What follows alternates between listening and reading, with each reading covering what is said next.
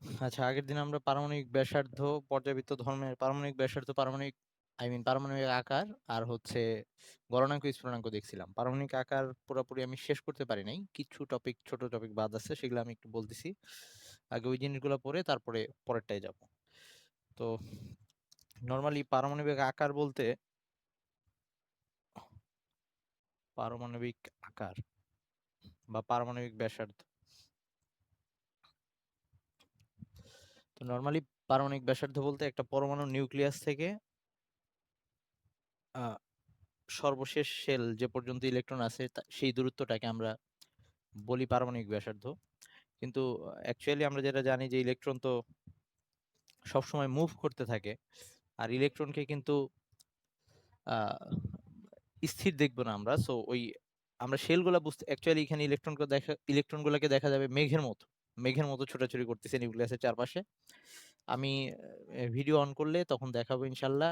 আগের দিন বলছি, দেখানো হয় নাই, ওকে। তো আমি ইয়া করবো নি, ওই ল্যাপটপে গেলে একটু মনে করাই দিস। তো ইলেকট্রন এখান দিয়ে যে মুভ করতেছে, এটা অনেকটা ইলেকট্রন মেঘের মতো দেখা যায় বা ক্লাউডের মতো দেখা যায়। তো আমরা এই সংজ্ঞাটা এভাবে বলতে পারি যে, তো আমরা নর্মালি শেলের যে সর্বোচ্চ দূরত্ব যে পর্যন্ত ইলেকট্রন আছে, তো আমরা অ্যাকচুয়ালি ওভাবে দেখবো না, আমরা দেখবো এখানে ইলেকট্রন এরকম মেঘের মতো ছড়ানো আর কি পুরাটা জায়গায়। তো ওই যে পর্যন্ত ইলেকট্রন দেখা যাচ্ছে, ইলেকট্রন মেঘটা, সেই দূরত্বটাকে আমরা পারমাণবিক ব্যাসার্ধ বলবো। তাহলে পারমাণবিক ব্যাসার্ধ বলতে নর্মালি আমরা বুঝতেছি যে পরমাণু নিউক্লিয়াস হতে, পরমাণুর নিউক্লিয়াস হতে ক্লিয়াস হতে ইলেকট্রন মেঘের ইলেকট্রন মেঘের সর্বোচ্চ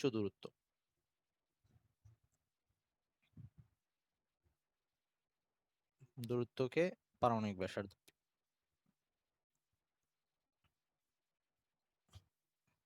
পারমাণবিক ব্যাসার্ধ বলে।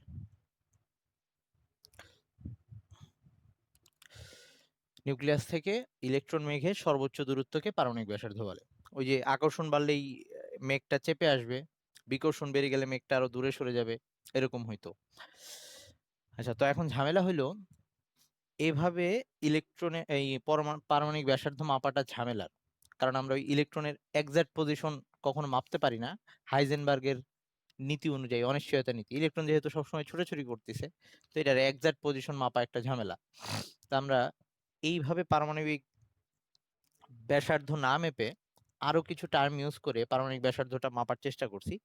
সেটা হচ্ছে, আমরা যদিও এভাবে ইলেকট্রন মেঘের সর্বোচ্চ দূরত্বটা মাপা কষ্টকর, কিন্তু আমরা পরমাণু নিউক্লিয়াসের অবস্থান, বা নিউক্লিয়াস যেহেতু কোনো ছোটাছুটি করা জিনিস না, সেটা একটা ভারী জিনিস, তো নিউক্লিয়াসের অবস্থানটা মাপা যায় বা নির্ণয় করা যায়, ওকে। তো সেইটা এইটার মাধ্যমে আমরা পাশাপাশি থাকা দুইটা পরমাণু, ধর যদি সমযোজী বন্ধনে আবদ্ধ থাকে, যেমন ধর একটি একটা হাইড্রোজেন পরমাণু আর একটা হাইড্রোজেন পরমাণুর সাথে যে সমযোজী বন্ধনে আবদ্ধ আছে, এই জিনিসটাকে যদি আমি এভাবে দেখাই, এই দুইটা হাইড্রোজেন পরমাণু একসাথে হয়ে এরকম, ওকে। তো এটা নিউক্লিয়াস, এটা নিউক্লিয়াস। আমরা এরকম সমযোজী বন্ধনে আবদ্ধ দুইটা পরমাণুর নিউক্লিয়াসের মধ্যবর্তী দূরত্বটা নির্ণয় করতে পারবো। যে মেথডে নির্ণয় করা যায় সেই মেথডটার নাম হচ্ছে XRD. XRD, X ray diffraction বলে। এক্সআরডি মাধ্যমে মাধ্যমে আন্ত নিউক্লিয়ার দূরত্ব নির্ণয় করা যায়। আন্ত নিউক্লিয়ার মানে দুইটা নিউক্লিয়াসের মধ্যবর্তী দূরত্ব, নিউক্লিয়ার দূরত্ব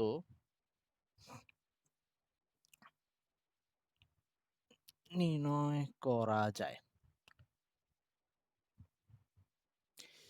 তাহলে আমরা যদিও সিঙ্গেল একটা হাইড্রোজেন পরমাণুর ব্যাসার্ধ মাপতে গিয়ে হিমশিম খাচ্ছি, কারণ ইলেকট্রনের এক্সাক্ট পজিশন জানি না, কিন্তু যদি আমরা এই মেথডটা ইউজ করি যে একটা হাইড্রোজেন অণু নিয়ে তার মধ্যে যে দুইটা হাইড্রোজেন পরমাণু আছে তাদের মধ্যবর্তী আন্তঃনিউক্লিয়ার দূরত্বটা নির্ণয় করে ফেলি, এই দূরত্বটা, এই দুইটা নিউক্লিয়াসের মধ্যবর্তী দূরত্ব যদি নির্ণয় করতে পারি, এটাকে যদি ডি বলি, তাহলে এইটা থেকে প্রত্যেকটা হাইড্রোজেনের পরমাণুর ব্যাসার্ধটা আমি জাস্ট এই দূরত্বটার অর্ধেক যদি করে দিই, আর ইকুয়ালস টু হবে d/2।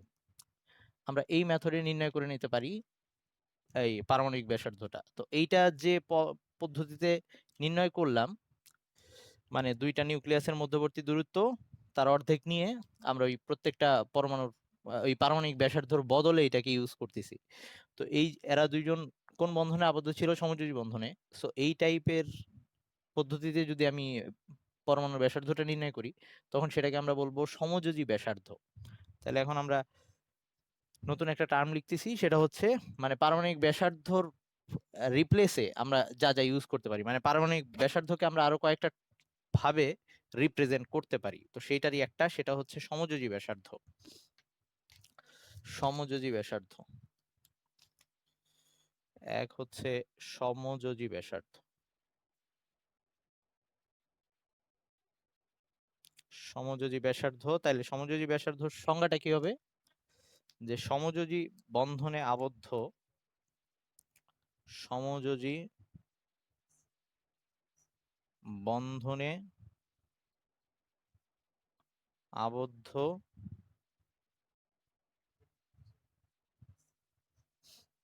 মৌলের পরমাণুদ্বয়ের,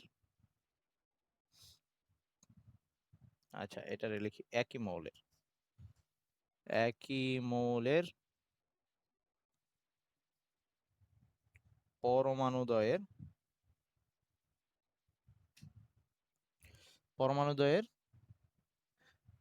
আন্তঃনিউক্লিয়ার দূরত্বের আন্তঃনিউক্লিয়ার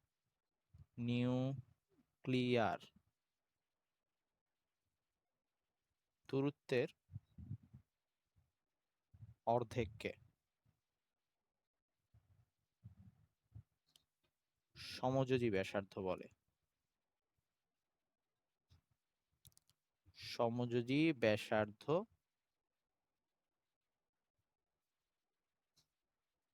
বলে। এইটুক নিয়ে এইটুক সবাই বুঝছিস কিনা? মানে পারমাণবিক ব্যাসার্ধ বদলে আমরা এটাকে ইউজ করতে পারি, এটা দিয়েও আকার জাস্ট করতে পারি, এবং এই ক্ষেত্রে ভুল হওয়ার সম্ভাবনাটা কম, যেহেতু নিউক্লিয়াসের দূরত্ব আমরা এই পদ্ধতিতে এক্স রে ডিফ্রাকশন পদ্ধতিতে নির্ণয় করতে পারি। এটুকু বুঝছিস সবাই? এই মারিয়া বুঝছিস? হ্যাঁ আবির বল। হ্যাঁ, আন্তঃনিউক্লিয়ার, দুইটা নিউক্লিয়াসের মধ্যে দূরত্ব, সেটাকে আন্তঃনিউক্লিয়ার দূরত্ব। অথবা তোর যদি শব্দটা কঠিন লাগে, তুই লিখবি এভাবে, পরমাণুদ্বয়ের নিউক্লিয়াসের মধ্যবর্তী দূরত্বের অর্ধেককে এভাবেও লিখতে পারিস। আচ্ছা, তাহলে এটা হচ্ছে সমযোজী ব্যাসার্ধ। তো এখন সব মৌলের পরমাণু তো আর সমযোজী বন্ধনে আবদ্ধ থাকবে না। তো এরকম আরেকটা হচ্ছে, যদি ধাতব বন্ধন আমরা জানি, ধাতুর পরমাণু যদি চিন্তা করি, দুইটা আমরা আগের দিন ধাতব বন্ধন নিয়ে একটু পড়ছি।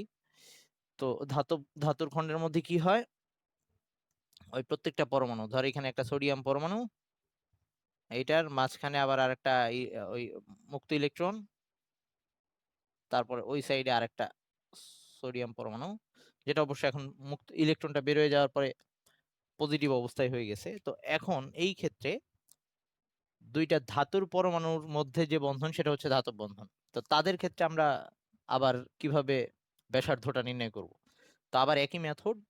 তো আমরা এই যে পাশাপাশি দুইটা যে ধাতুর পরমাণু আছে, তাদের মধ্যবর্তী দুইটা নিউক্লিয়াসের মধ্যবর্তী দূরত্ব নির্ণয় করব। তার মানে এই ক্ষেত্রে এইটুক দূরত্ব নির্ণয় করব, দুইটা নিউক্লিয়াসের মধ্যবর্তী দূরত্ব, এবং এইখানে ব্যাসার্ধ বের করার জন্য আবার এটাকে অর্ধেক করে ফেলবো, আর ইকুয়ালস টু d/2।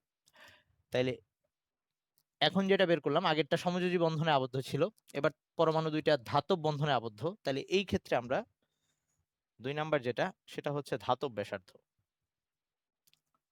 ধাতব ব্যাসার্ধ, তো আগের বার ছিল সমযোজী বন্ধনে, এই জায়গায় হয়ে যাবে এবার ধাতব বন্ধনে।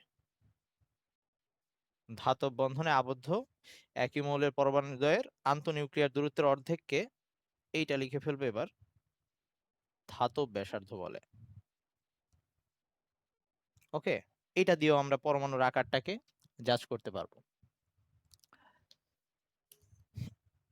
কেউ না বুঝলে বলিস কিন্তু। আচ্ছা তোরা আমাকে বলতো যে সমযোজী ব্যাসার্ধ বড় হবে নাকি ধাতব ব্যাসার্ধ বড় হবে?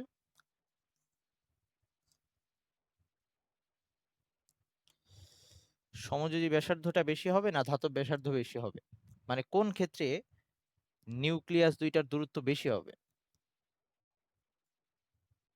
ধাতব ব্যাসার্ধ, কারণ এখানে সমযোজী বন্ধনের সময় দুইটা পরমাণু একটার সাথে আরেকটা একদম পুরা একটার আরেকটার মধ্যে অরবিটাল প্রবেশ করছে। বাট এখান থেকে এক্ষেত্রে কিন্তু ব্যাপারটা তা না।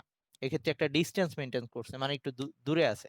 তার মানে বুঝতেই পারতেছিস যে আমরা যদি সমযোজী ব্যাসার্ধ আর ধাতব ব্যাসার্ধের তুলনা করি, ধাতব ব্যাসার্ধ একটু বেশি হবে। তাহলে কত পার্সেন্ট বেশি হয় এই ডাটাটা একটু এখানে লিখে রাখ, অবজেক্টিভে মানে মাঝে মাঝে আসে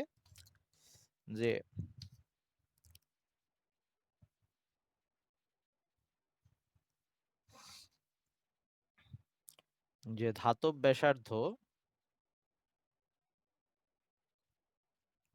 সমযোজী ব্যাসার্ধ অপেক্ষা সমযোজী ব্যাসার্ধ অপেক্ষা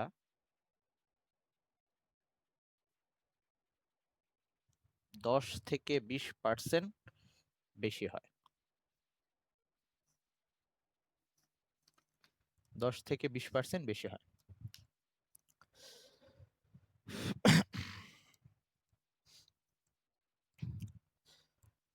ওকে, এখন হচ্ছে সমযোজী ব্যাসার্ধ গেল, ধাতব ব্যাসার্ধ গেল, আরেকটা ব্যাসার্ধ আছে, সেটা হচ্ছে ভ্যান ডার ওয়ালস ব্যাসার্ধ। 3 নাম্বার হচ্ছে ভ্যান ডার ওয়ালস ব্যাসার্ধ।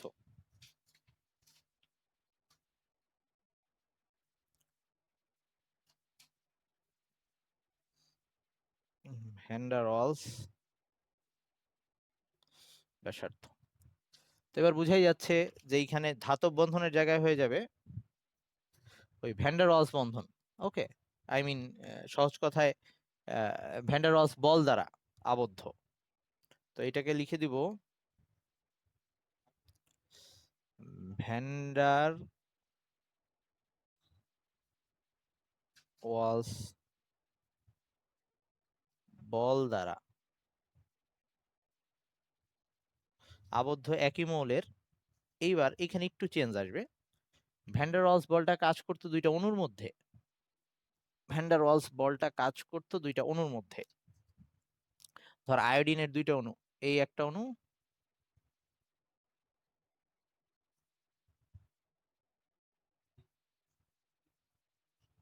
এর পাশে আর একটা আয়োডিনের অণু আঁকলাম। ওকে, তো এদের মধ্যে থাকতো ভ্যান ডার ওয়ালস বল। তো এখন আমি কি করব, পাশাপাশি দুইটা পরমাণুর আন্ত নিউক্লিয়ার দূরত্ব নিতে হবে। এখন আমি কোনটা নিব, এইটার সাথে এই পরমাণু নিব না এইটার সাথে এই পরমাণু নিব, এরকম একটা কনফিউশন। বা এখানে অণুগুলা তো বিভিন্ন, এই সব সময় যে এরকম লিনিয়ার থাকবে এরকম না হইতে পারে। অণুগুলা এখানে এভাবে থাকতে পারে, আরেকটা অণু, আরেকটা আয়োডিন অণু এভাবে থাকতে পারে। তো আমি কোনটার দূরত্ব নিব, কথাটা হচ্ছে তাহলে ভ্যান ডার ওয়ালস বল দ্বারা আবদ্ধ একই মৌলের দুটি অণুর একই মৌলের দুটি অণুর সর্বনিম্ন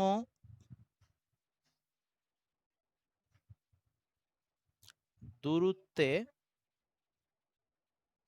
সর্বনিম্ন দূরত্বে অবস্থিত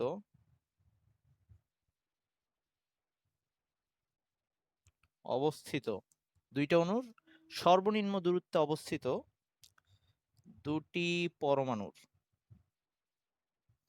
পরমাণুর আন্তঃনিউক্লিয়ার দূরত্বের অর্ধেক। আন্তঃনিউক্লিয়ার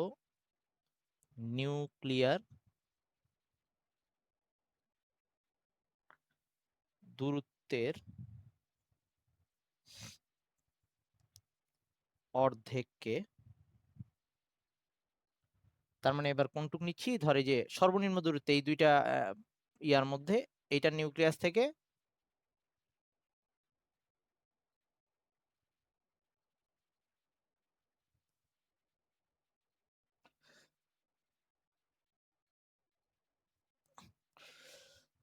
ওকে, এই যে এইটা নিউক্লিয়াস থেকে এইটুকুর দূরত্ব। ওকে, এইটুককে আমরা ডি দিয়ে দেখাচ্ছি।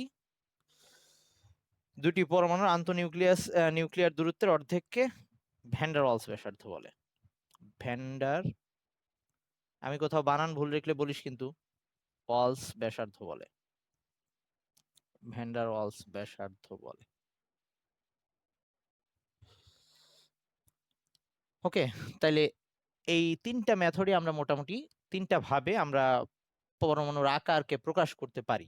একটা হচ্ছে আহ ইসের ওই প্রথমে লিখলাম হচ্ছে সমযোজী ব্যাসার্ধ, তারপর ধাতব ব্যাসার্ধ, তারপর ভ্যান ডার ওয়ালস ব্যাসার্ধ। ওকে, আচ্ছা এখন এই তিনটা ব্যাসার্ধের মধ্যে কোনটা বেশি বড়, সবচেয়ে বেশি দূরত্ব কোনটার হবে?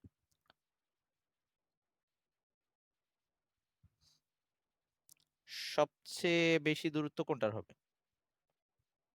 হ্যাঁ ভাইয়া,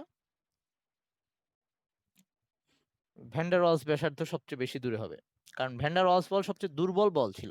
ওকে, অনেক দূরে দূরে গ্যাসের অণুর মধ্যে থাকে, অবশ্য কঠিনের মধ্যেও থাকতে পারে, ওই যে আয়োডিন কঠিন অবস্থায়, কিন্তু এটা সবচেয়ে দুর্বল বল।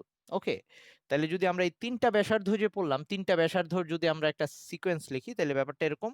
আমি যদি ভ্যান ডার ওয়ালস রেডিয়াস এটাকে আমি ভিআর দিয়ে দেখাই, ভিআর সবচেয়ে বড়, তারপর ধাতব ব্যাসার্ধ যেটাকে আমি মেটালিক রেডিয়াস এভাবে দেখাইলাম, তাহলে সেটা তার চেয়ে ছোট, এন্ড সবচেয়ে বেশি ছোট হচ্ছে সমযোজী ব্যাসার্ধ, মানে এটা হচ্ছে, আচ্ছা ওটাও তো সমযোজী ইংলিশে হচ্ছে ভ্যালেন্স বন্ড, আচ্ছা ওটার আমি বাংলায় লিখলাম সমযোজী ব্যাসার্ধ। তার মানে ভ্যান ডার ওয়ালস রেডিয়াস এটা সবচেয়ে বড়, তারপরে মেটালিক রেডিয়াস, তারপরে হচ্ছে সমযোজী ব্যাসার্ধ। মানে সমযোজী ব্যাসার্ধের মধ্যে, আই মিন সমযোজী বন্ধনের মধ্যে পরমাণু দুইটা বেশি কাছাকাছি থাকে, সবচেয়ে বেশি কাছাকাছি থাকে। আচ্ছা, আর আরেকটা ব্যাপার হচ্ছে উম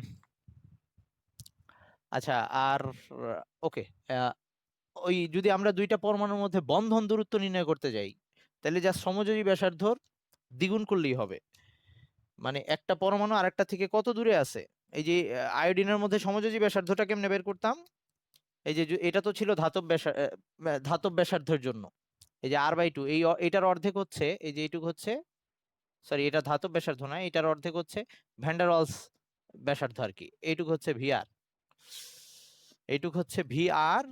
আর এই যে সমযোজী ব্যাসার্ধ যেটা নির্ণয় করলাম সেটা হচ্ছে এইখান থেকে দেখাইলে এই যে এইটুক, এটার অর্ধেকটা, এটার অর্ধেক হচ্ছে সমযোজী ব্যাসার্ধ,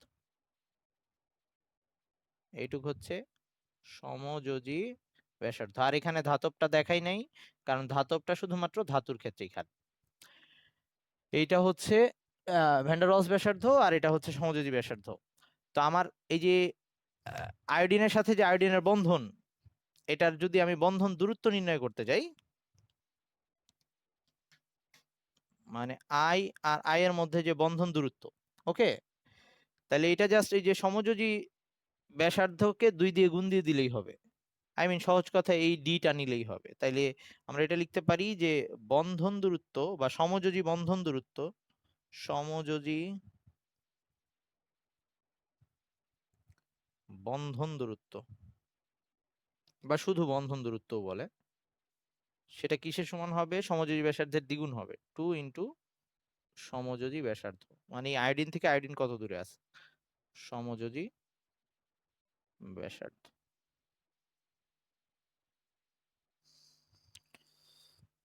ওকে, এইটুকে কারো কোনো কোশ্চেন থাকলে বলতে পারিস।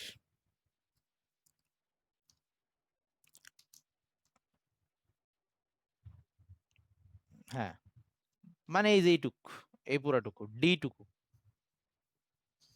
এই আয়োডিন, একটা আয়োডিন থেকে আরেকটা আয়োডিনের মধ্যে যে বন্ধন, সেই বন্ধনটা কত দূরত্ব নিয়ে হয়েছে, যে নিউক্লিয়াসের মধ্যে দূরত্বটা ওটাই। হ্যাঁ, আচ্ছা আমি তাহলে এখন একটু ভিডিওতে চাই জিনিসগুলো একটু দেখায় আসি কেমন হয় দেখতে।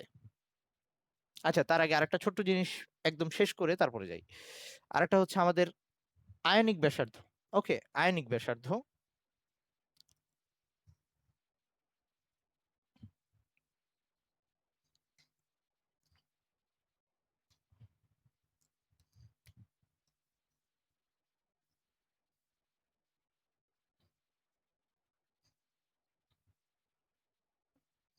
আয়নিক ব্যাসার্ধ আমরা জানি পরমাণু থেকে যখন আয়ন হয়ে যায় তখন ওই যে বাইরের থেকে কখনো যদি ক্যাটায়ন হয় তাইলে ওই ওই বাইরের শেল থেকে ইলেকট্রনটা চলে যায়, ফলে শেল সংখ্যা কমে আসে এরকম।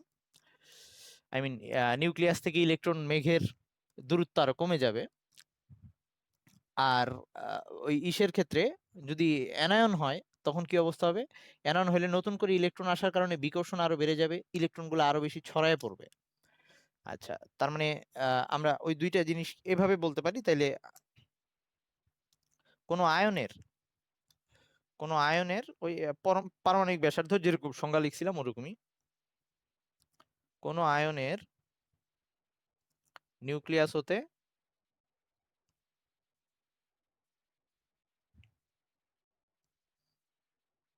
ইলেকট্রন মেঘের সর্বাধিক দূরত্ব তার আয়নিক ব্যাসার্ধ বলে।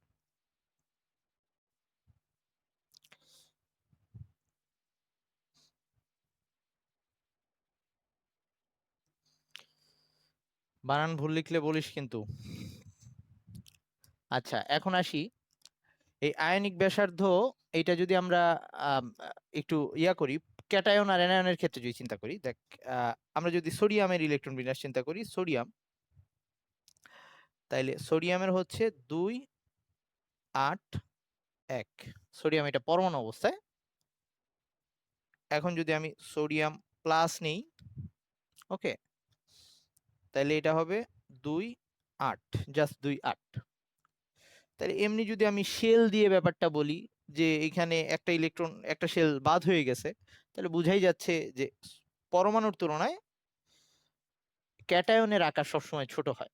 ওকে, তবে আমরা শেল দিয়ে ব্যাপারটা না বলে, শেল তো অ্যাকচুয়ালি বাদ হয়ে যাওয়া ব্যাপারটা এরকম না কিন্তু। কারণ আমি ওই বোর মডেল পড়ানোর সময় বলছিলাম যে আমাদের কিন্তু সবসময় শেল ইনফিনিটি সংখ্যক যেটা ওটা কিন্তু আছে। এই যে সোডিয়ামের যে এখানে আমরা 3টা স্তর দেখাই, আরো স্তরগুলো তো ফাঁকা পড়ে আছে, তো ওভাবে অ্যাকচুয়ালি উচিত না বলা।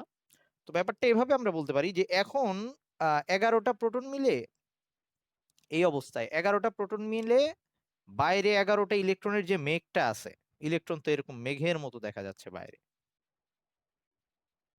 ওকে,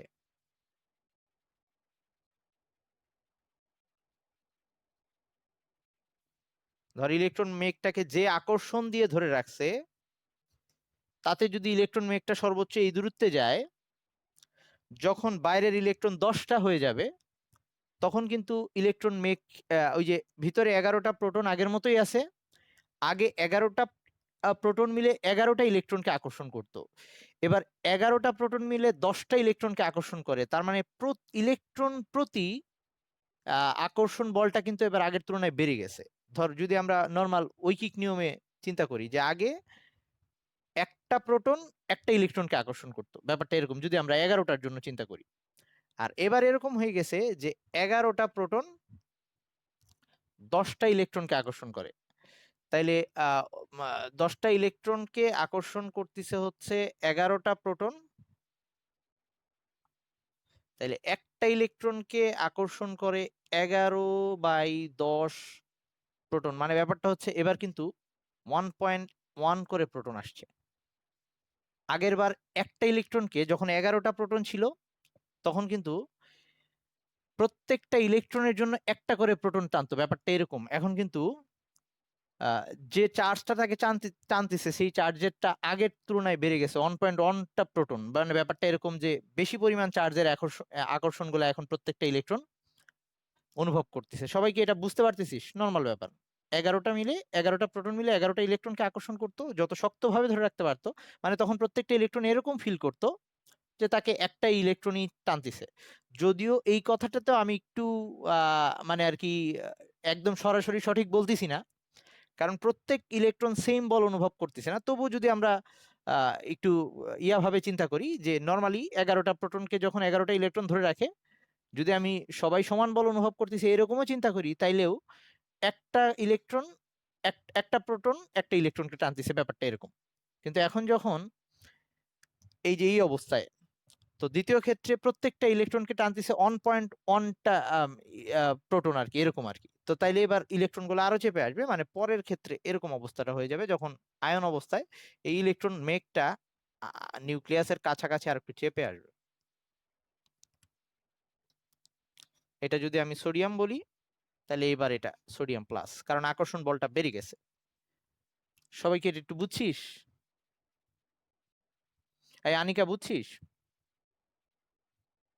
আচ্ছা, তাইলে আমরা এইখান থেকে যে ইয়াতে পৌঁছাইলাম, কনক্লুশনে পৌঁছাইলাম যে পরমাণুর তুলনায় আয়নের আকার বা ক্যাটায়নের আকার সবসময় ছোট হবে। মূল পরমাণুর তুলনায় ক্যাটায়নের আকার সবসময় ছোট হবে। তাহলে আমি এই কথাটা এখানে লিখতেছি, পরমাণুর তুলনায়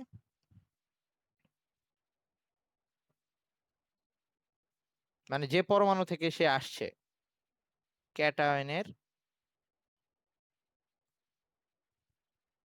আকার সর্বদা ছোট। মানে ব্যাপারটা এরকম যে Na প্লাস বা সোডিয়াম গ্রেটার দেন হবে Na প্লাস।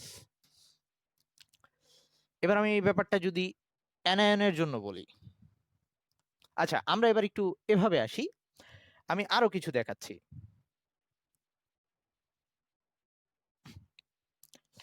ধর আমরা যদি ম্যাগনেসিয়াম আঁকি, মানে ম্যাগনেসিয়ামের হচ্ছে 2 8 2। আচ্ছা, আগের দিনের একটা ছোট্ট যেটা আমি অবশ্য কমেন্টে বলে দিছিলাম, যে আমরা আগের দিন ওই যে শিল্ডিং ইলেকট্রন বলতে গিয়ে আমি সংজ্ঞা লেখার সময় ঠিকই বলছি, কিন্তু তখন ওই যে লাস্টের দিকে তাড়াহুড়ায় আমি সংখ্যাটা একটু উল্টাপাল্টা বলে ফেলছি।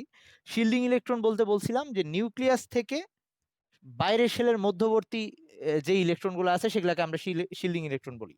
তো আমি আগের দিন এই সোডিয়ামের ক্ষেত্রে শিল্ডিং ইলেকট্রন বলে ফেলছিলাম 8টা, কিন্তু নিউক্লিয়াস থেকে বাইরের শেলের মধ্যবর্তী তো ইলেকট্রন 10টা।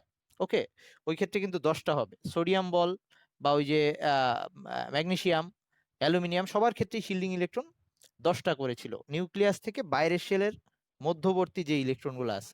তো এই কথাটা একটু মনে রাখি, শিল্ডিং ইলেকট্রন কথাটা অবশ্য সামনে আবার বারবার আসবে। তো এই যে ম্যাগনেসিয়ামের জন্য শিল্ডিং ইলেকট্রন 10টা। ওকে, আচ্ছা। তো এবার ম্যাগনেসিয়াম 2 প্লাসের যদি কথা চিন্তা করি, ম্যাগনেসিয়াম 2 প্লাস সেটা কত আসতেছে 2 8। ওকে, সেটাও কিন্তু 2 8 এরকম হয়ে যাচ্ছে। আচ্ছা, একইভাবে যদি আমি অ্যালুমিনিয়ামের কথা বলি, অ্যালুমিনিয়াম হচ্ছে 2 8 1, সরি 2 8 3। অ্যালুমিনিয়াম 3 প্লাস সেটার হচ্ছে 2 8। আচ্ছা, তাহলে এদের তিনটারই আয়ন অবস্থায় একই রকম গঠন, ইলেকট্রনীয় গঠন তাদের একই রকম। ওকে, এই টাইপের আয়নগুলাকে বলে আইসো ইলেকট্রনিক স্ট্রাকচার। ওকে, আইসো ইলেকট্রনিক স্ট্রাকচার বা সম ইলেকট্রনীয় উপাদান এরকম বলে। ওকে, বা আইসো ইলেকট্রনীয় উপাদান এভাবে বলে, যাদের ইলেকট্রন বিন্যাস একই রকম। ওকে, তাহলে আমি একটু লিখতেছি যে এখানে এই Mg Na plus Mg2 plus, তারপরে এরকম যত একই স্ট্রাকচার হবে Al3 প্লাস, এরা হচ্ছে আইসো, আচ্ছা বাংলায় লিখি আইসো ইলেকট্রনীয়, মানে একই টাইপের ইলেকট্রন বিন্যাস বিশিষ্ট উপাদান বা আয়নও বলতে পারি। তা আমি এদের আকার যদি জাজ করতে যাই, এই তিনটার মধ্যে কার আকার বেশি হবে কিসের উপর ডিপেন্ড করবে, কেউ আমাকে একটু বলতো। এদের সবার বাইরে ইলেকট্রন 10টা করে, এদের তিনটার মধ্যে কোনটার আকার বড় হবে, ম্যাগনেসিয়াম 2 প্লাস, অ্যালুমিনিয়াম 3 প্লাস আর সোডিয়াম প্লাস, বা কোনটার আকার ছোট হবে? তার মানে সবার বাইরে ইলেকট্রন 10টা করেই, কিন্তু কোন ইলেকট্রন গুলা বেশি টান খাবে তোর কি মনে হয়? সোডিয়ামের মধ্যে বাইরে 10টা ইলেকট্রন, ভিতরে 11টা প্রোটন। সেই ক্ষেত্রে 10টা ইলেকট্রনকে 11টা প্রোটন যতটা কাছে চেপে আনতে পারছে, ম্যাগনেসিয়াম হইলে সেটার কি অবস্থা হবে কি মনে হয়? আরো বেশি জোরে টানবে, 12টা মিলে 10টাকে টানতেছে, তার মানে প্রত্যেকটা ইলেকট্রন ওই যে ওভাবে যদি ঐকিক নিয়ম করি 1.2 প্রোটনের আকর্ষণ বল অনুভব করতেছে এরকম। তাহলে সেই ক্ষেত্রে এই ম্যাগনেসিয়ামের জন্য যদি আঁকি, এই 10টা ইলেকট্রনই আরো চেপে আসবে। ধর এটার তুলনায় এটা আরো ছোট করে আঁকলাম। এটা হচ্ছে ম্যাগনেসিয়াম 2+। আর যদি অ্যালুমিনিয়াম 3+ হয় সেক্ষেত্রে কিন্তু আরো চেপে আসবে, কারণ ভিতরে এবার 13টা প্রোটন।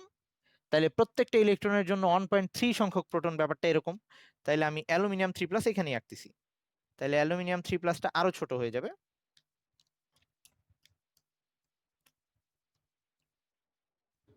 অ্যালুমিনিয়াম 3+,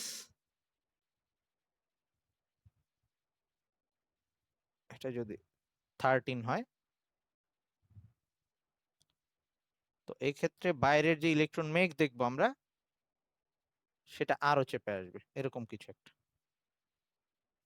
ওকে, তাহলে বুঝতেই পারতেছি ওই প্রোটন, ইলেকট্রন প্রতি প্রোটনের চার্জ কত, বা প্রোটনের আকর্ষণ বল কয়টা প্রোটনের আকর্ষণ আছে, সেইটার উপরে ডিপেন্ড করে আকারটা আসতেছে। তার মানে যদি একই টাইপের আইসো মানে ইলেকট্রন বিন্যাস হয়, তখন আমার দেখা লাগবে প্রোটন সংখ্যাটা।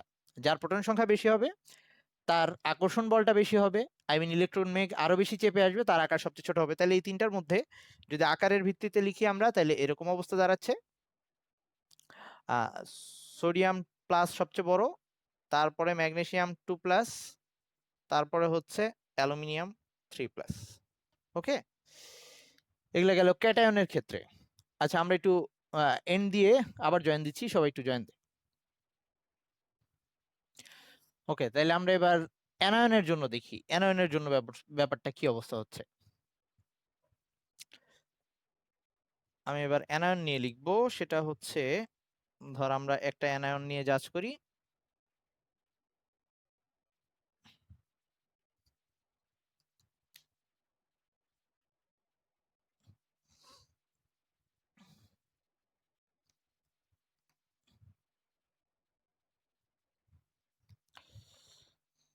তো আমরা একটা ক্লোরিন পরমাণু যদি চিন্তা করি, ক্লোরিন পরমাণু, ওকে, Cl-। আগে ক্লোরিনের ইলেকট্রন বিন্যাসটা লিখি, 2 8 7, 2 8 7, 17 আর কি। তো ক্লোরিনের নর্মাল অবস্থায় ধর তার চারপাশে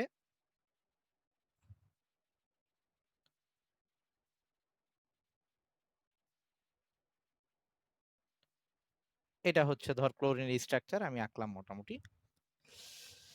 এখন যদি Cl- হয় সে, তখন কি অবস্থা হয়ে যাবে, 2 8 8, নতুন করে আরেকটা ইলেকট্রন নিবে।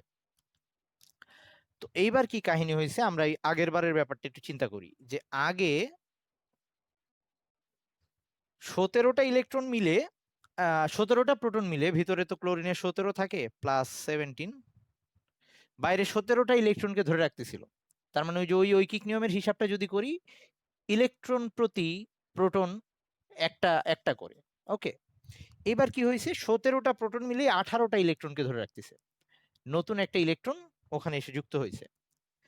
তার মানে এবার কি অবস্থা, এবার প্রত্যেকটা ইলেকট্রনকে কিন্তু ধরে রাখতে, তার মানে 17টা প্রোটন মিলে 18টা ইলেকট্রনকে ধরতেছে।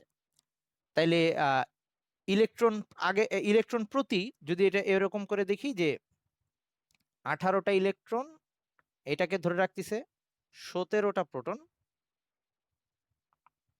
তাহলে এবার হচ্ছে একটা ইলেকট্রনের জন্য প্রোটন কয়টা কাজ করতেছে যদি দেখতে চাই, তাহলে 17/18, মানে এটা একের থেকে ছোট আসতেছে। কত আসে, 0.9 সামথিং হবে হয়তো, 17/18, 0.94। মানে আগে একটা করে থাকতো, এবার কিন্তু ব্যাপারটা এরকম আসছে 0.94। তাহলে বুঝতেই পারতেছিস আকর্ষণ আগের তুলনায় কমে গেছে এবার। বা অন্যভাবে যদি বলি, যে নতুন ইলেকট্রন আসার কারণে ইলেকট্রনগুলোর মধ্যে বা ইলেকট্রন মেঘের মধ্যে বিকর্ষণ বেড়ে গেছে।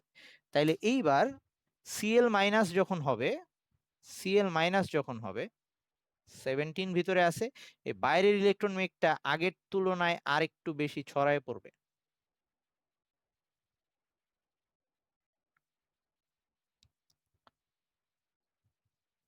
মেবি আগের চেয়ে একটু বড় হয়েছে। তো এটা হচ্ছে Cl মাইনাস। ওকে, কেউ না বুঝলে বলিস। তাহলে আগের তুলনায় এইবার আকারটা বড় হয়ে যাবে। তাহলে এবার আসতেছি, তাহলে পরমাণুর তুলনায় অ্যানায়নের আকার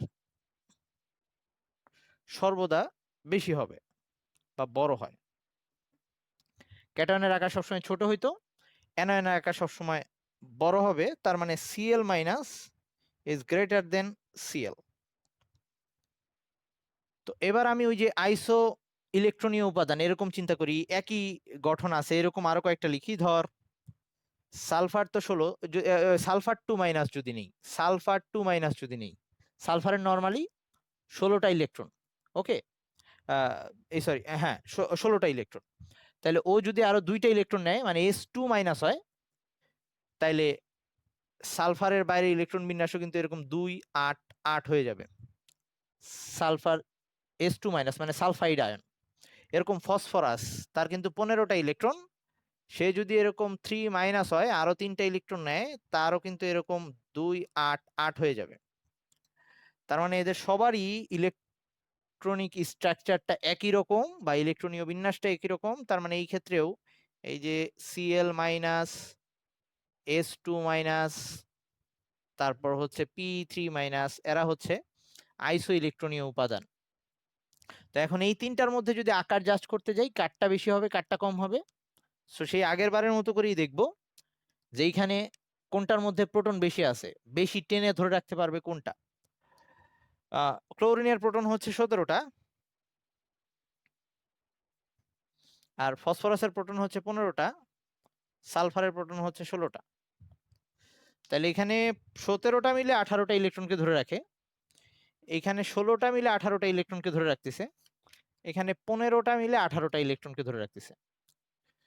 তাহলে বুঝাই যাচ্ছে সবচেয়ে বেশি আকর্ষণ বলটা কোনটায় থাকবে, সবচেয়ে বেশি আকর্ষণ বলটা কোনটায় থাকবে, Cl মাইনাসের ক্ষেত্রে। তার মানে Cl মাইনাসটা সবচেয়ে ছোট হবে, তারপরে ওই S2 মাইনাসটা তার তুলনায় একটু বড় হবে, আর ফসফরাস 3 মাইনাসটা সবচেয়ে বড় হবে। মানে আকারটা এরকম হবে, Cl মাইনাস সবচেয়ে ছোট, তারপর S2 মাইনাস, তারপর P3 মাইনাস। ওকে, আশা করি এইটুক নিয়ে কারো কোনো কোশ্চেন নাই। আচ্ছা, আমরা একটু ভিডিওটা দেখে আসি। সবাই দেখতে পারতেছিস আশা করি। এই যে নর্মালি ইলেকট্রন যদি আমরা দেখি, ইলেকট্রনকে এরকম দেখা যাবে, এই যে নিউক্লিয়াস বাইরে দিয়ে মেঘের মতো ইলেকট্রন ঘুরতেছে। ওকে, তো রেডিয়াস বলতে, অ্যাটমিক রেডিয়াস বলতে আমরা এটাকেই বুঝতেছি। সো এটাকে আমরা বিভিন্নভাবে ইয়া করলাম, এই অ্যাটমিক রেডিয়াসটাকে আমরা আবার এই যে সমযোজী, একটা হচ্ছে কোভ্যালেন্ট রেডিয়াস নিলাম। কোভ্যালেন্ট কি, এই যে দুইটা পরমাণু যখন সমযোজী বন্ধনে আবদ্ধ থাকে তখন এই যে মধ্যবর্তী দূরত্বটা হচ্ছে এই সমযোজী ব্যাস বলতে পারি এটাকে, সমযোজী ব্যাস।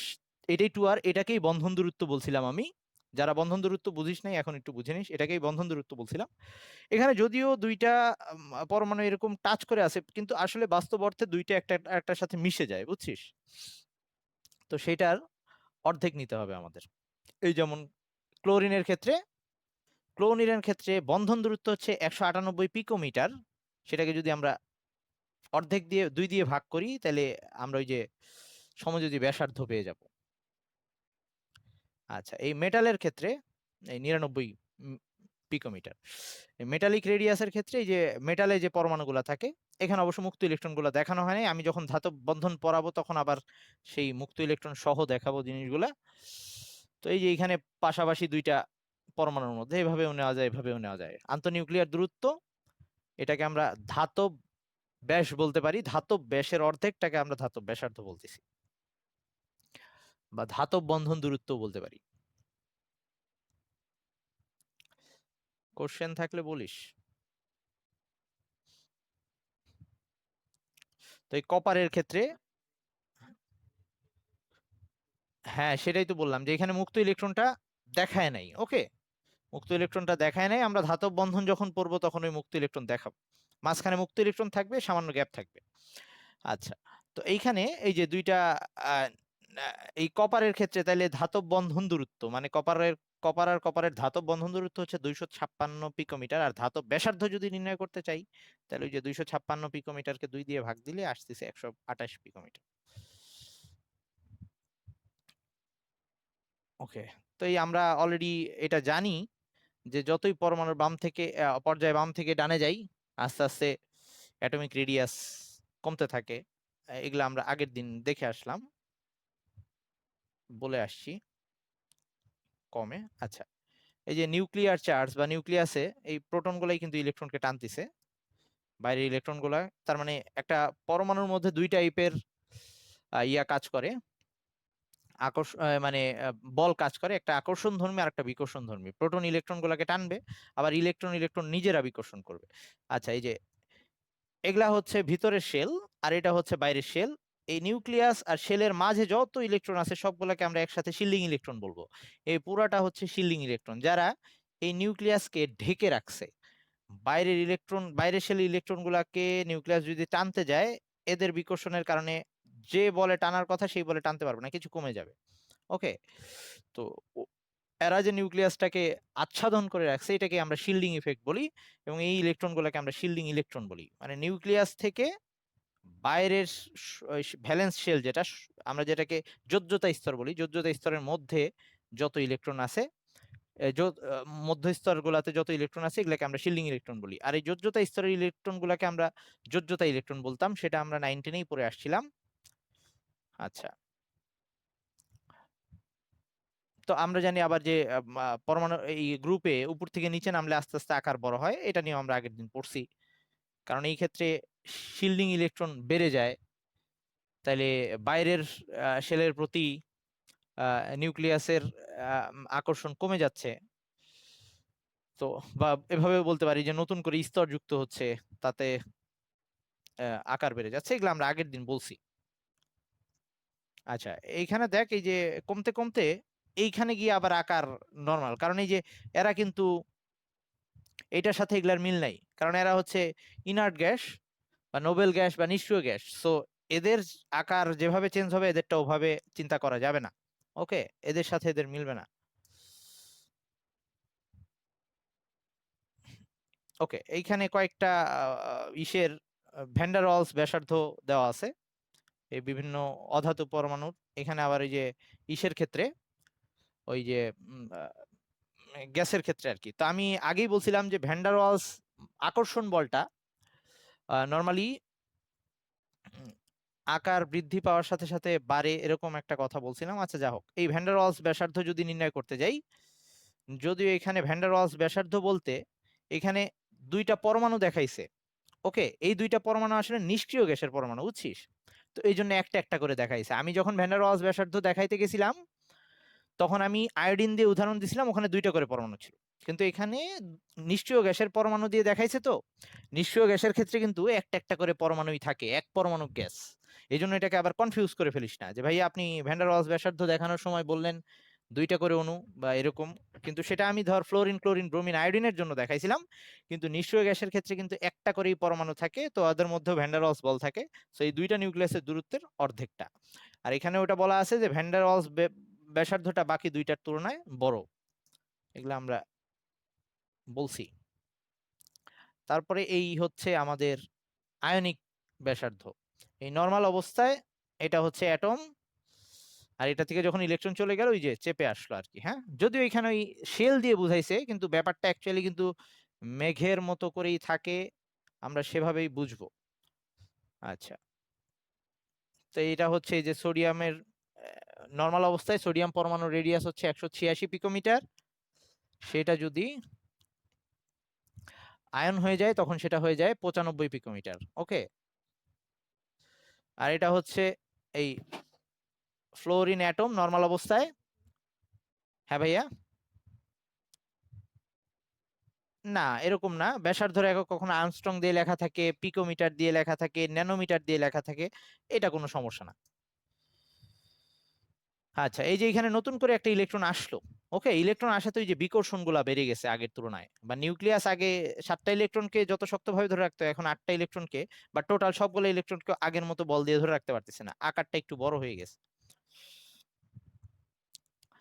ওকে, তো এই ক্ষেত্রে যদি আমরা ওই আকারটা একটু জাস্ট করি, এই যে নতুন ইলেকট্রন আসার কারণে এদের মধ্যে বিকর্ষণ বলটা আগের তুলনায় বেড়ে গেছে, এটাই লিখছে additional electron cause inter electron repulsion, মানে ইলেকট্রন ইলেকট্রন বিকর্ষণটা আগের তুলনায় বেড়ে গেছে, ইলেকট্রন মেঘগুলোর মধ্যে বিকর্ষণ বলটা আগের তুলনায় বেড়ে যাওয়াতে ইলেকট্রন মেঘটা একটু ছড়ায় পড়বে। ওকে, তাহলে এই যে যদি তুলনা করি, এই ফ্লোরিন নর্মাল অবস্থায় 64 পিকোমিটার হচ্ছে তার ব্যাসার্ধ, অ্যাটমিক রেডিয়াস, সেটা যখন আয়ন হয়ে যায় তখন তার আয়নিক রেডিয়াসটা হয়ে গেছে 136 পিকোমিটার, বড় হয়ে গেছে। ওকে, আর এই যে আইসো ইলেকট্রনিক স্ট্রাকচার যেগুলা যেগুলা আমি বললাম, এই যে এদের তিনটার এই যে সবার electron same. Okay, electron same, but proton সংখ্যা ভিন্ন ভিন্ন, যার প্রোটন বেশি তার আকার সবচেয়ে ছোট। আবার এই যে ক্যাটায়ন গুলার ক্ষেত্রে, এই যে যার প্রোটন বেশি তার আকার সবচেয়ে ছোট, এরকম। ওকে, আচ্ছা, এইবার আসি। আর অবশ্যই অ্যানায়নের তুলনায় নর্মাল এই যে একই স্ট্রাকচার যদি হয়, একই আয়নিক এই ইলেকট্রনীয় স্ট্রাকচার যদি হয়, ক্যাটায়নের তুলনায় অবশ্যই এই অ্যানায়নের তুলনায় নর্মালি ক্যাটায়ন গুলার ইয়া আহ, আকার সবসময় ছোট হয়, কারণ এই যে আস্তে আস্তে প্রোটন সংখ্যা এদের বাড়তিছে। ওদের ছিল 7টা, 8টা, 9টা, 11টা, 12টা, 13টা এরকম প্রোটন, এই যে আস্তে আস্তে রেডিয়াসটা ছোট হয়েছে।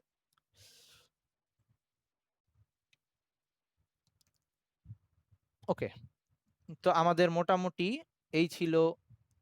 আমি আবার বোর্ডে আসতেছি। ওকে, তো আমাদের এটা হচ্ছে আহ, পারমাণবিক আকার বা ওই পারমাণবিক আকারগুলোকে আরো কতভাবে জাজ করা যায় সেটা বললাম।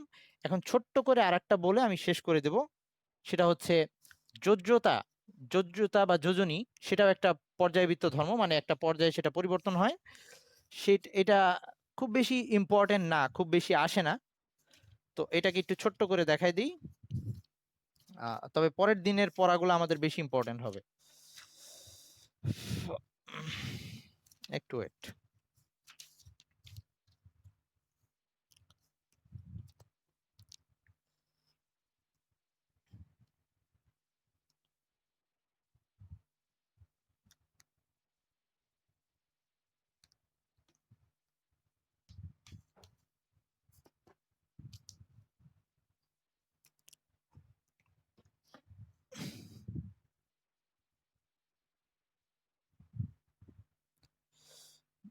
যোজ্যতা বা যোজনী, যোজ্যতা বা যোজনী বলতে আমরা যেটা বুঝতাম সেটা হচ্ছে এমনি কয়েকভাবে জিনিসটাকে বলা যায়। তো তবে একটা পরমাণু অন্য পরমাণুর সাথে যুক্ত হওয়ার ক্ষমতা। নর্মালি আমরা যোজনী হিসাব করতে গিয়ে একটা পরমাণু কয়টা হাইড্রোজেনের সাথে যুক্ত হতে পারে, যদি সেটা অধাতু হয় সেই ক্ষেত্রে এভাবে জাজ করতাম। আর যদি ধাতু হয় তাহলে কয়টা ক্লোরিনের সাথে যুক্ত হতে পারে সেটা দিয়ে তার যোজনী হিসাব করা যেত। অথবা এভাবেও কখনো অক্সিজেন পরমাণু দিয়েও সেটাকে জাজ করা যাবে। আই মিন বিভিন্নভাবেই জাজ করা যায়। অথবা ইলেকট্রন বিন্যাস দিয়ে ধাতু কয়টা ইলেকট্রন ত্যাগ করতেছে সেটা তার যোজনী, আবার অধাতু কয়টা ইলেকট্রন গ্রহণ করতেছে সেটা তার যোজনী, অনেকভাবেই বলা যায়। তো আমরা এখন আপাতত একটা ওই হাইড্রোজেন আর ক্লোরিন দিয়ে দেখবো। তো আমরা যে কোনো একটা একই গ্রুপে তো যোজনী সেম, মোটামুটি সেমই থাকে। মোটামুটি সেম বলতে কয়েকটার ওই যে একাধিক থাকে, সেটা পরিবর্তনশীল যোজনী, সেগুলো আবার আমরা সামনের দিকে পড়বো, এই চ্যাপ্টারে যেগুলো আলোচনা বাদ রেখে আসছি। তো এখন নর্মালি আমরা একটা পর্যায়ে দেখি যে পর্যায়ে, এটা পর্যাবৃত্ত ধর্ম। তো সেটা কিভাবে, তাহলে আমাদের আগের দিন আমরা প্রথমে পড়ছিলাম গলনাঙ্ক স্ফুটনাঙ্ক পর্যাবৃত্ত ধর্ম, তারপরে বললাম হচ্ছে পারমাণবিক আকার বা ওই পারমাণবিক ব্যাসার্ধ যেটাই বলি, তারপরে আজকে হচ্ছে যোজ্যতা বা যোজনী, এটা হচ্ছে ওই আমাদের আর একটা পর্যায়বৃত্ত ধর্ম। তো আমরা এরকম একটা নিচ্ছি, তৃতীয় পর্যায়ের জন্য দেখব NaMg আল এল SiPsClAr। ওকে, অবশ্য আমরা আর্গন যেহেতু নিষ্ক্রিয় গ্যাস, ওটাকে বাদও দিতে পারি। আবার রাখলেও প্রবলেম নাই, ওটার যোজনী আমরা শূন্য ধরবো। তো ওটাকে বাদই দিচ্ছি আপাতত। তো আমাদের এখন এইটার যোজনী জাজ করতে চাই। তো এটার যোজনী জাজ করতে হইলে নরমালি আমরা বলছি ধাতুর ক্ষেত্রে কয়টা ক্লোরিনের সাথে যুক্ত হইতে পারে। তো আমরা একটু এই ধাতুগুলার জন্য কয়টা ক্লোরিনের সাথে যুক্ত হইতে পারে সেটা একটু লিখি। যে এইটার একটা যৌগ নেই, মানে ক্লোরিনের সাপেক্ষে যদি যৌগ নেই তাহলে NaCl, ম্যাগনেসিয়ামের সাথে ক্লোরিনের যৌগ নিলে MgCl2, অ্যালুমিনিয়ামের সাথে যৌগ নিলে AlCl3, Si এর সাথে হচ্ছে SiCl4। এরপরে ওরা হচ্ছে নরমালি, অবশ্যই এটাকে ক্লোরিন দিয়ে লেখা যায় তো, তবে ওই যে এখানে ক্লোরিন আছে দেখে এখন ওদের ক্ষেত্রে আমরা এই অধাতুগুলোর ক্ষেত্রে হাইড্রোজেন দিয়ে জাজটা করি। ওকে, এখানে ক্লোরিনও কিন্তু ওই একক, আহ, তার হচ্ছে কি বলবো, এক যোজনী বিশিষ্ট একটা পরমাণু, আবার ওরকম হাইড্রোজেন এক যোজনী বিশিষ্ট পরমাণু। তো ওদের ক্ষেত্রে আমরা ইয়া নিয়ে করি। আচ্ছা, ফসফরাসের ক্ষেত্রে আমরা ক্লোরিনটা ইউজ করতে পারি ওই PCl3, এটা আমরা নিতে পারি। বা ওই ক্ষেত্রে অবশ্যই H দিয়ে নিতে পারতাম, সমস্যা ছিল না, তাতে PH3 হইতো। কিন্তু এটা আমাদের একটা চেনা জানা যৌগ যে PCl3, PCl5 এগুলো আমরা পড়ে আসছিলাম 9-10। তো এস এর জন্য এরকম H2S, এটা আমরা জানি। তারপর ক্লোরিনের জন্য সেটা হচ্ছে HCl। হাইড্রোজেন নিলাম যাতে ক্লোরিনের জন্য যৌগটা লিখতে পারি। তো আমরা হাইড্রোজেন বা ক্লোরিন দিয়ে এইটার যৌগগুলা গঠন করলাম। তাতে কত যোজনী দেখাচ্ছে, যোজনীগুলা কেমন আসতেছে। এইটার জন্য যোজনীটা আসছে সোডিয়ামের 1, ম্যাগনেসিয়ামের জন্য আসছে 2, অ্যালুমিনিয়ামের জন্য আসছে 3, সিলিকনের জন্য আসছে 4, ফসফরাসের জন্য আবার 3, সালফার 2টা হাইড্রোজেনের সাথে যুক্ত হতে পারে, সো 2, ক্লোরিন একটা হাইড্রোজেনের সাথে যুক্ত হতে পারে, সুতরাং 1 তাদের যোজনী। তাহলে এভাবে দেখলে প্রথমে 1 2 3 4 মানে যোজনী একটা পর্যায়ে বাড়তে বাড়তে সর্বোচ্চ হয়েছে, আবার সেখানে ওই সর্বোচ্চ থেকে আবার সর্বনিম্ন মানে পৌঁছাইছে। ওকে, এইভাবে একটা বলা যায়। তার মানে এই ক্ষেত্রেও দেখতেছি একটা অর্ডার মেনটেন করতেছে।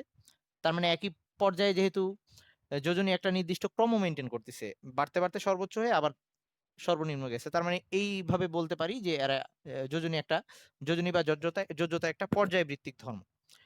এখন যদি আমরা এই সোডিয়ামের ক্ষেত্রেই অক্সিজেন দিয়ে জাজ করি, এবার সবার জন্য অক্সিজেন নিব, ভিন্ন ভিন্ন পরমাণু নিব না, সবার জন্য সেম নিব, এরকম যদি করতে চাই তাহলে সোডিয়ামের অক্সাইড নিলাম Na2O, সোডিয়াম অক্সাইড।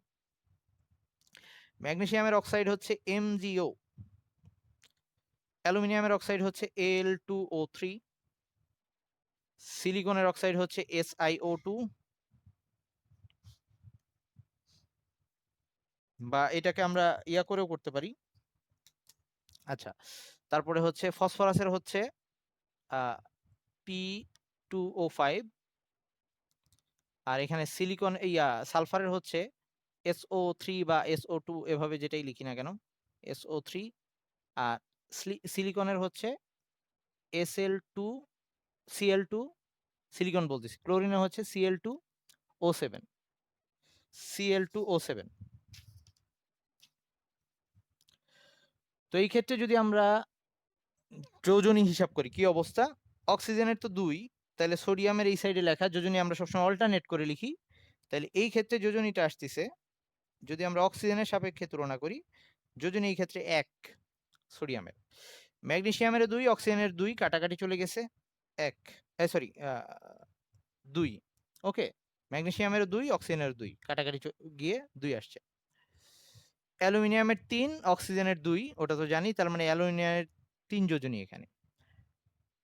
অক্সিজেনের যেহেতু 2, তার মানে ওখানে সিলিকনের যোজনীটা 4 আছে, কাটাকাটি গিয়ে 2 আসছে, তার মানে সিলিকনের যোজনী এখানে 4। তাহলে এখানে অক্সিজেনের 2, ওখানে 5 আছে, তার মানে ফসফরাসের যোজনী অ্যাকচুয়ালি এখানে 5 হচ্ছে। তাহলে 1 2 3 4 5। অক্সিজেনের 2, এখানে 3 আছে, তার মানে কি যে ওখানে 6 ছিল, কাটাকাটি গিয়ে 3 হয়েছে। ওকে, তাহলে এখানে সালফারের যোজনী 6। অবশ্য আমরা 9-10 পরে আসছি, সালফারের 3টা যোজনী হয় 2 4 6। ওকে, পরিবর্তনশীল যোজনী। এরকম ক্লোরিনের 4টা যোজনী ছিল 1 3 5 7। এখানে অক্সিজেনের 2, ক্লোরিনের 7, তার মানে ক্লোরিন এখানে যোজনী দেখাচ্ছে 7। তাইলে যদি আমরা অক্সিজেনের সাপেক্ষে তুলনা করি, তাইলেও কিন্তু যোজনী একটা নির্দিষ্ট অর্ডার মেনটেন করছে, এই একদম 1 থেকে বেড়ে সর্বোচ্চ হয়েছে 7 পর্যন্ত গেছে। তাহলে যেভাবেই চিন্তা করি না কেন, এই যোজ্যতার পরিবর্তনটা একটা অর্ডার মেনে হচ্ছে, তার মানে যোজনী বা যোজ্যতা এটাও একটা, পর্যায়ভিত্তিক ধর্ম। আচ্ছা, আর এই যে ওই পরিবর্তনশীল যোজনীগুলা বা যোজনী কি অ্যাকচুয়ালি, সেগুলা নিয়ে আমরা আবার পিছনের দিকে আবার একটু দেখবো। ওগুলা পিছনের পড়াগুলা যখন পড়বো সেগুলো সব চলে আসবে। তো এটা অবশ্য বেশি খুব একটা ইম্পর্টেন্ট না। তবে মাঝে, মাঝে ওই ইয়াতে কি বলে ওই অবজেক্টিভে আসতে পারে, বা এমনি দেখে রাখবি, এই কোশ্চেন খুব একটা আসে না। তো আজকে এই পর্যন্ত থাকুক। ভালো থাকি সবাই। নেক্সট দিন আমরা ইম্পর্টেন্ট টপিক আর কি এইটার এই চ্যাপ্টারের আয়নীকরণ শক্তি, ইলেকট্রন আসক্তি, এইসব এগুলা থেকে বেশি কোশ্চেন আসে, ওগুলা পড়বো ইনশাল্লাহ। তো আল্লাহ হাফেজ, টাটা।